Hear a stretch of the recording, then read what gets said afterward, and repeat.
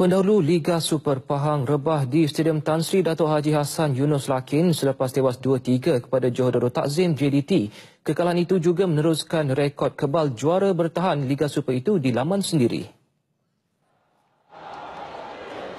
Tok Gajah terlebih dahulu di hadapan selepas pemain import mereka, Matthews Elvis Leandro, bijak menyempurnakan peluang hasil kesilapan pemain pertahanan JDT, Junior Estel pada minit ke-14. Serangan bertali arus JDT akhirnya membuahkan hasil apabila dihadiahkan sepakan penalti selepas pertahanan Pahang Muhammad Afif Amiruddin tertampan bola menggunakan tangan.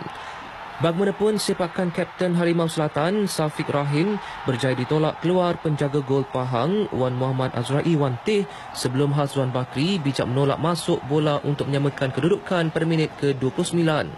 Hazwan sekali lagi berjaya mencatat nama sebagai penjaring selepas bijak merembat masuk bola lorongan Safiq Rahim pada minit ke-35 untuk JDT di depan. Kegagalan menyempurnakan sepakan penalti ditebus Safiq Rahim apabila pantas menyempurnakan hantaran Lintang S. Kunalan dari sebelah kanan pada minit ke-55 untuk selesa mendahului dengan 3-1. Matthews Alves Leandro sekali lagi mencetak nama selaku penjaring hasil sepakan percuma menariknya pada minit ke-67. Aksi serang-menyerang ditunjukkan kedua-dua pasukan namun tiada tambahan gol dapat disaksikan selepas wisel penamat ditiup. Kesilapan yang tidak harus kita lakukan khasnya di bahagian midfield. Tapi dalam separuh masa kedua nampak ada kebangkitan dan kita cuba untuk